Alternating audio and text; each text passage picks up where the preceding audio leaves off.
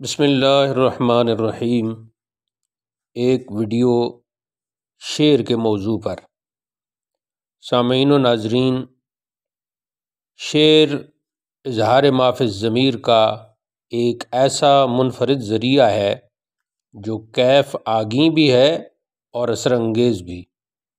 ایک شاعر اپنے خیالات و محسوسات ہی کو منظم کرتا اور پھر خوبصورت الفاظ و مرکبات میں ڈھال کر قاری یا سامع کو پیش کرتا ہے۔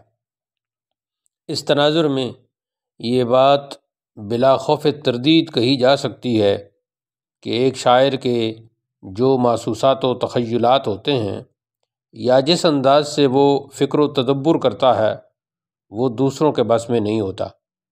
یہی باعث ہے کہ ہر زمانے میں شعر کی آب و تاب رہی ہے اور اسے ہاتھ کے ہاتھ قبول کیا گیا ہے۔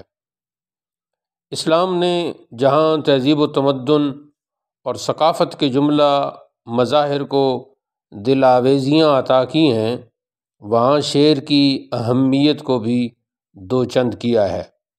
دور جاہلیت کی شاعری میں جو قواعد و ضوابط، وزن، قافیہ اور حید چلے آ رہے تھے ان کو برقرار رکھا، تاہم مضامین و معانی اور افکار و خیالات میں ضرور تبدیلیاں کی گئیں۔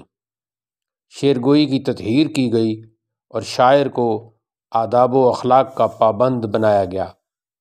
یوں شعر کی ظاہری آب و تاب بھی قائم رہی اور یہ اظہار کا حقیقی ترجمان بھی بن گیا۔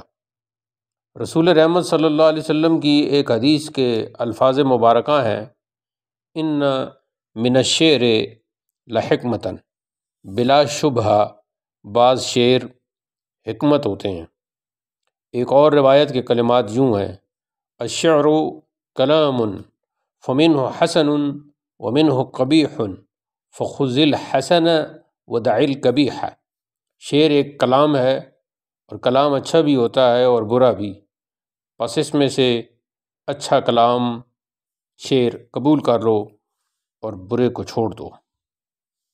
احادیث کی یہ روایات ہمیں رہنمائی کرتی ہیں کہ شعر بنفس ہی ایک کلام ہے اور ایسا کلام ہے کہ اگر اس میں تخیلات اچھے پیش کیے گئے ہوں تو وہ اچھا ہوگا، وگرنہ کبھی۔ اہل علم و فن بالعموم شعر کی تعریف یوں کرتے ہیں کہ شعر سے مراد موزوں اور مقفع کلام ہے۔ چنانچہ علامہ سکاکی مفتاح العلوم میں لکھتے ہیں: قیل الشعر عبارۃ عن کلام موزون مقفع۔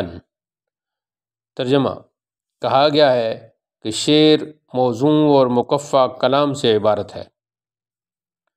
میر سید شریف جرجانی لکھتے ہیں: عربی عبارت کا ترجمہ: شعر کا لغت میں معنی ہے جاننا، جبکہ اصطلاح میں ایسے کلام کو کہتے ہیں جو مقفع اور وزن کا قصد کر کے موزوں کیا گیا ہو۔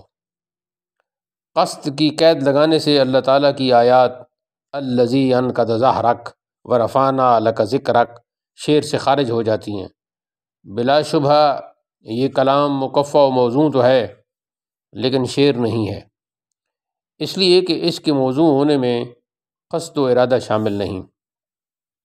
اگر بنظر غائر دیکھا جائے تو شعر کی یہ تعریف نامکمل ہے، اس لیے کہ یوں تو ہر وہ کلام جس میں وزن اور قافیہ کا اہتمام کیا جائے وہ شعر کہلائے گا، جبکہ حقیقت میں ایسا نہیں ہے۔ ناقدین کا کہنا ہے کہ اگر صرف و نحو کے قواعد، جغرافیہ کے مسائل، فقہی مباحث یا تاریخی واقعات کو وزن و قافیہ کے لباس میں ملبوس کر دیا جائے تو بھی ہم ایسے کلام کو شعر نہیں کہہ سکتے۔ وہ منظوم فن یا موضوع تو ہو سکتا ہے مگر اسے شعر کا نام اور مقام حاصل نہیں ہو سکتا۔